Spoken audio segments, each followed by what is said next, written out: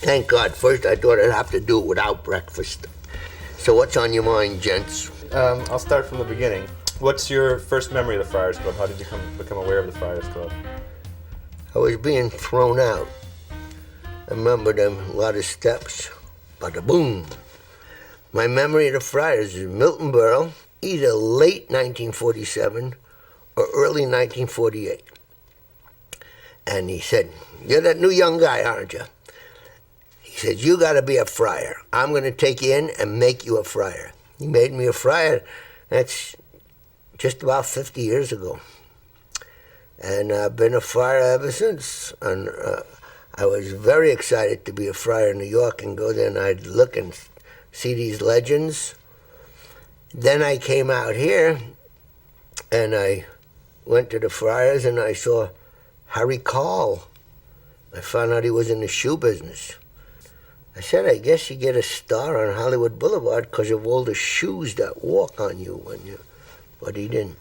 Are you saying there's a difference? There's not as much show business influence out here?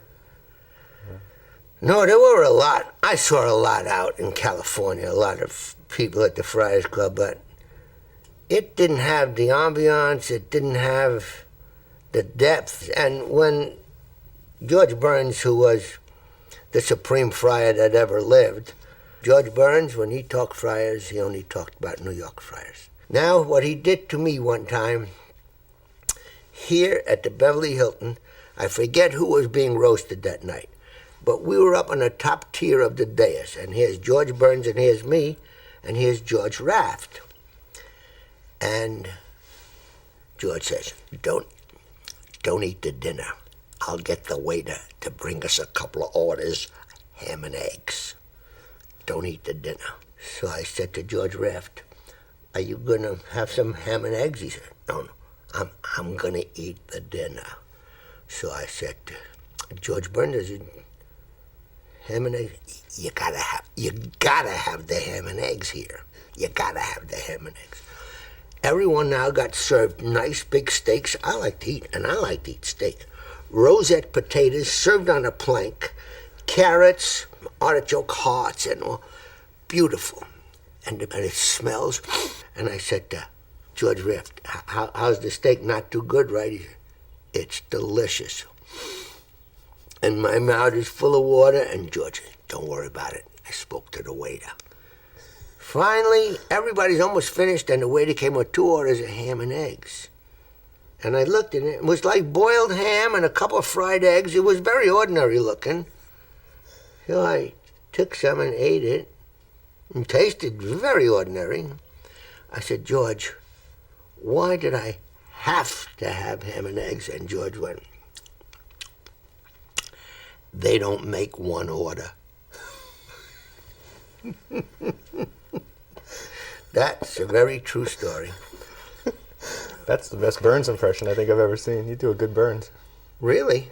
I don't do impressions. You just did one.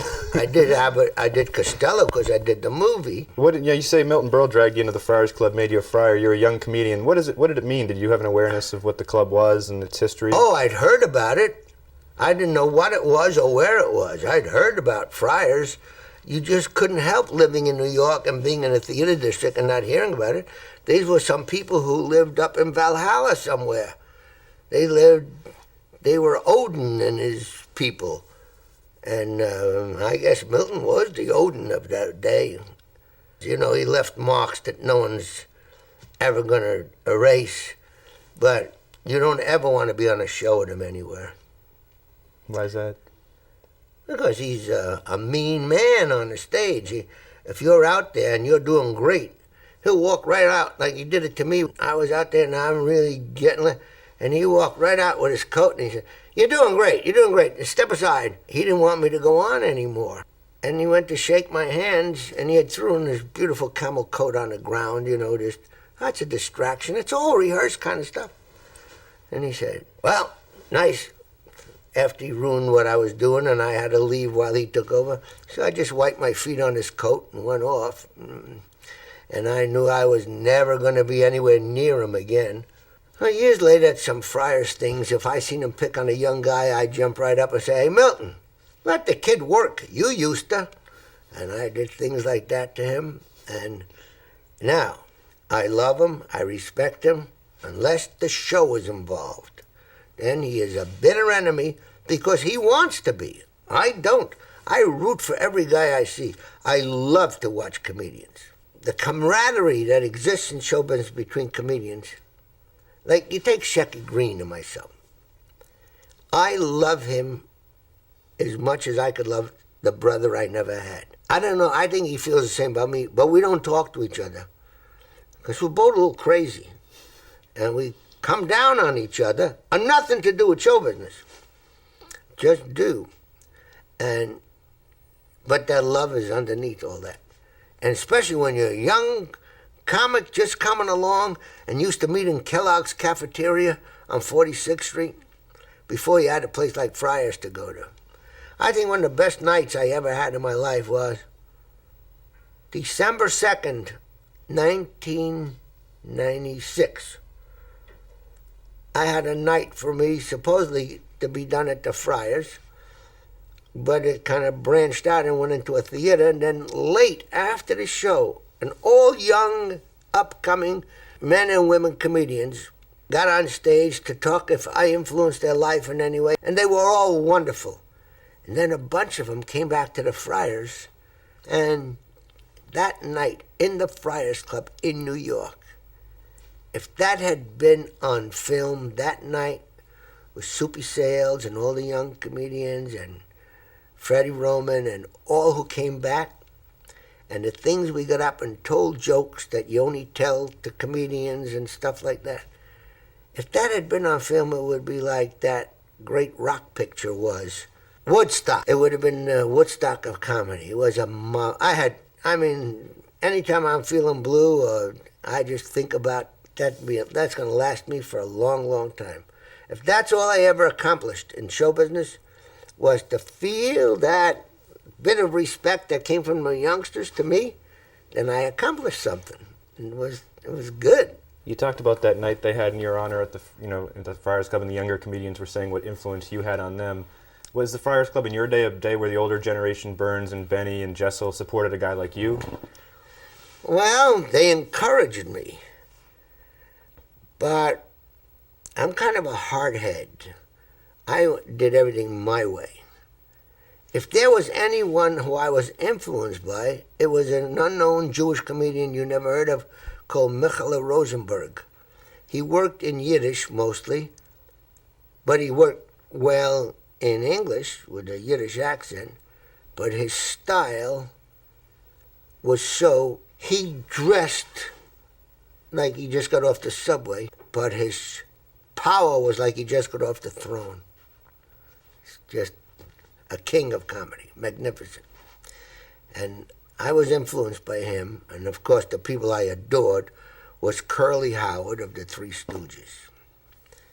And I met a guy named Harry White at the Friars, and he was the producer of the Three Stooges. And when Curly got sick and he was dying, Harry White asked me if I wanted to replace Curly. And I was working in Billy Gray's bandbox on, as Billy used to say, Fairfax CB. What's CB?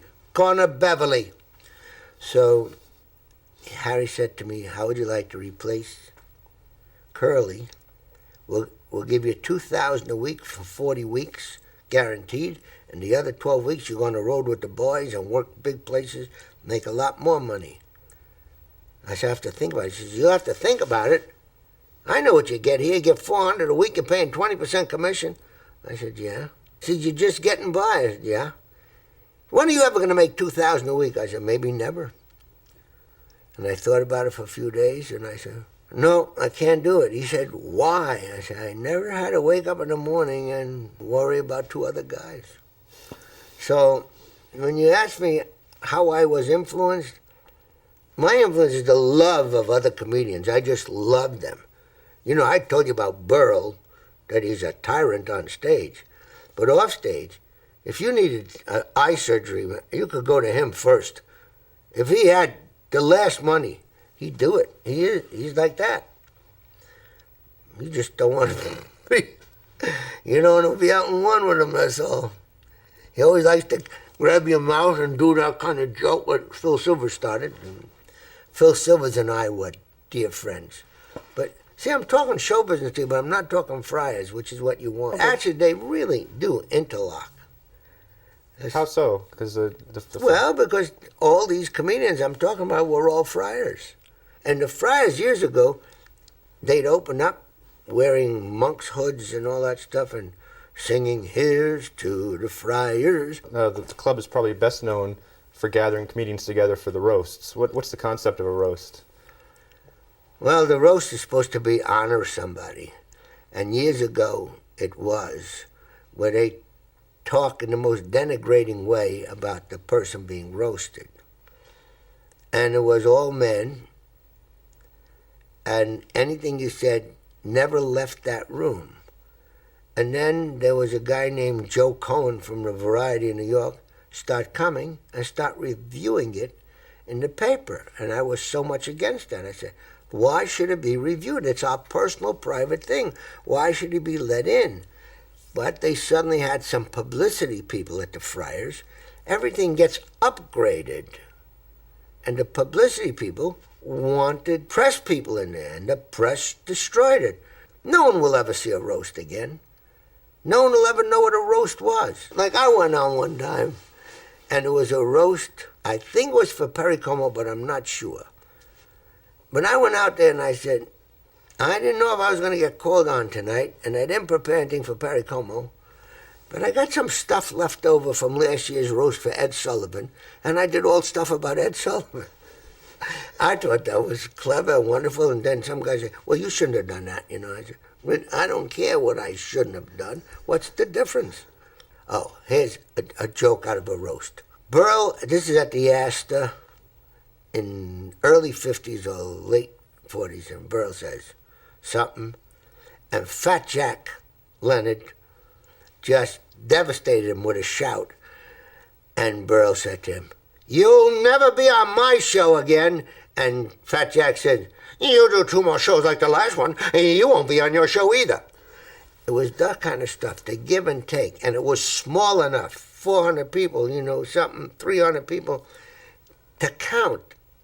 You could hear everything, the lines, the innuendos, and nobody waiting with a big gun and preparing those cards they read off now because there might be some press out there. Look, it's good now. I'm not knocking that part of it, but it's not a Friars roast. It's a great audition to go on to something. Was it special back then, like something you had to see? Like you're saying these sort of things only happen in that room, and only amongst these comedians. You had to see it. You had to be there. You had to see it. You walked away just feeling excited, like you're seeing something that the public never sees, never can imagine. It's happening. What does it mean to be honored by the Friars? What does it represent in the life of a performer? Well, you got to give up a couple of days. And after that, it's very unimportant. How about when you're working a roast, a lot of the guys, like Jan Murray said, I love to go on first. Give me the first crack at the guy. Is there a particular order of things where you'd like to fall in to line? I don't care, because I never prepare for it. And I don't prepare because I don't care if I'm a big hit or not. I know I can ad-lib my way through anything. And sitting there, absorbing the room, and saying things about it, is all there is. Have you ever been intimidated or in awe of the person you were roasting? Or Never. Never. Well, when they did, not a roast, but they honored Elizabeth Taylor. And she said, there was some actress. Oh, Joan Rivers. No one's allowed to mention Joan Rivers. So that was the first thing I did. I walked out,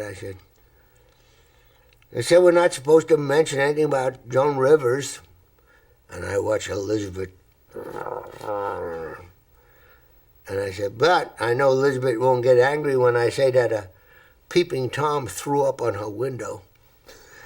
And then she laughed, but she was still mad because I mentioned it. Next thing she said to me when she saw me, "Hello, schmuck." Very dainty, of the lady that rode that horse Forget the name of that picture. National Velvet? Yeah, that ain't a name for a horse. Good name for a horse is Blaze. Is there a joy in roasting people? Can you get a certain thrill that you can't get in other facets of your career? Before the roast, you're all in a room. And there's guys you haven't seen for a while, and there's some guys you think maybe next year you won't see them again. That's the great part. For me, there's a tenderness there. Once the hullabaloo starts, walking out and all, that's after the first one or two. Oh, George Jessel, the first roast I did out here. I'm up there and no one had ever seen me, and they're screaming.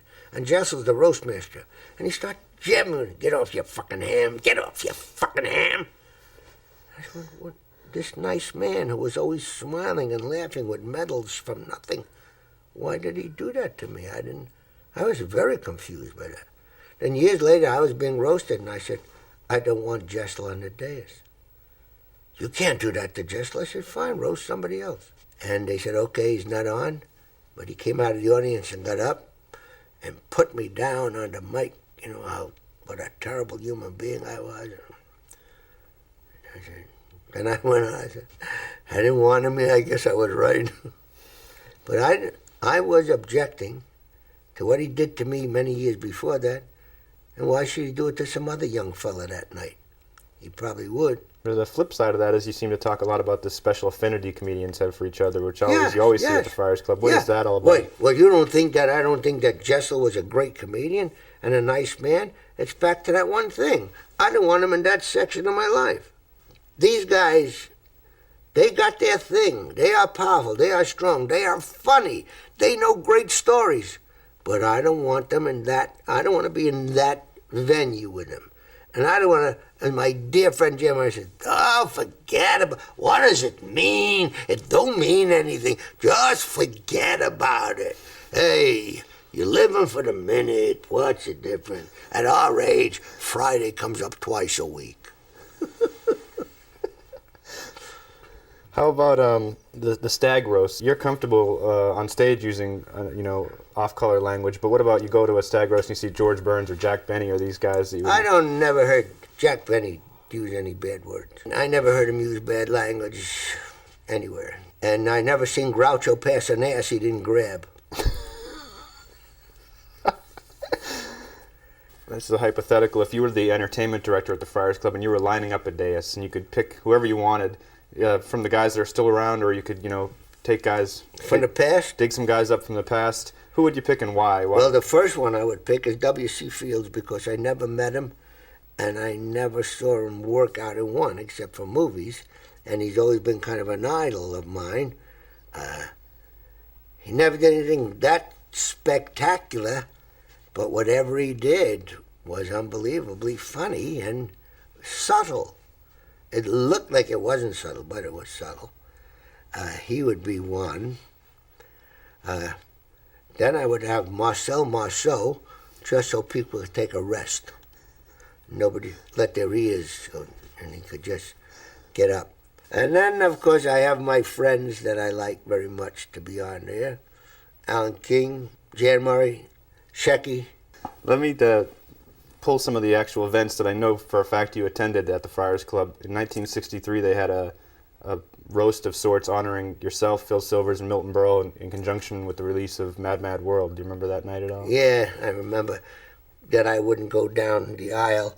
I ran down through the middle of the audience and crawled up under the table and came out on top. And that's about all I remember. I was pretty drunk. Do you remember anything about it that I should know? I can't think of anything. How about the night with Johnny Carson? Did you ever hear that? You don't know the night that Johnny Carson had to go to the bathroom real bad and sitting on the dais? And he says, I got to go to the bathroom. And I just took the champagne bucket and put it under the dais table.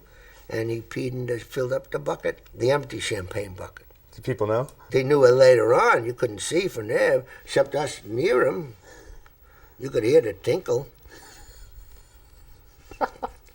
Johnny'd be great to have on a roast. What about Pat Cooper? You ever see him work a roast? Oh, yeah. I saw him work him and be sensational. I saw him work him and be sensational and stay on 2-3 minutes longer and get angry And he's a big hit, and he gets angry, and he walks off, and he's not a big hit. Only in his own mind. Well, I mean, because me, I'm screaming. I laugh at Pat Cooper. I laugh at he's a walking tirade.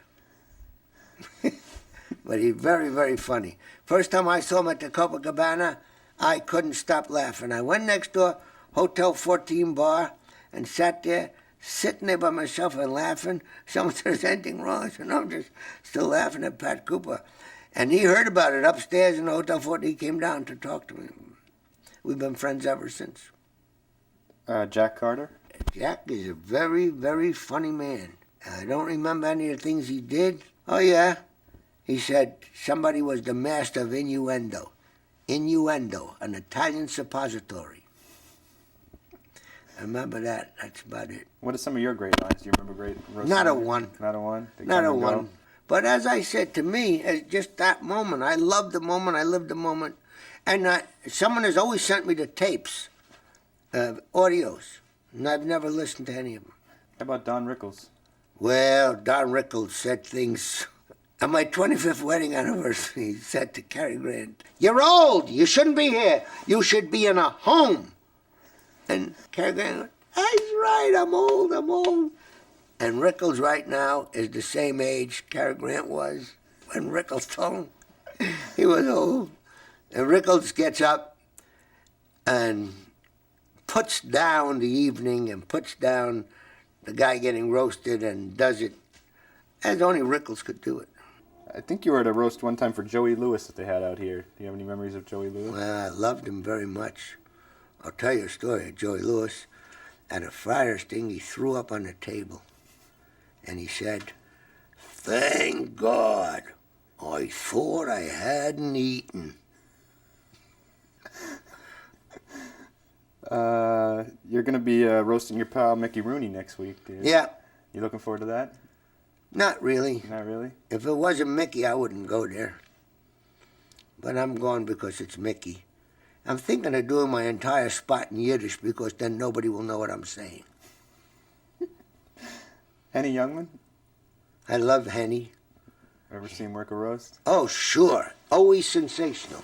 Never saw him miss. Everything he did was wonderful. I met Henny at the Bradford Hotel in Boston in 1946.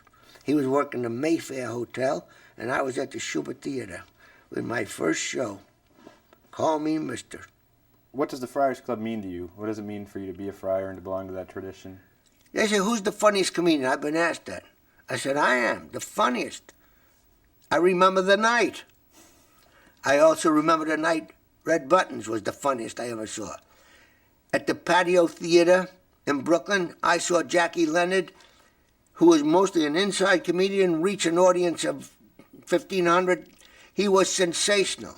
I seen Milton on a night when I wondered, do I have the right to be in the same business? Yes, I'm the funniest. That night, everybody gets a night or a time to be the funniest. We all have, whatever has gotten you to a point where you can make a steady living, standing up and doing your thing in this business. All the guys at the Friars are the funniest, but not every night.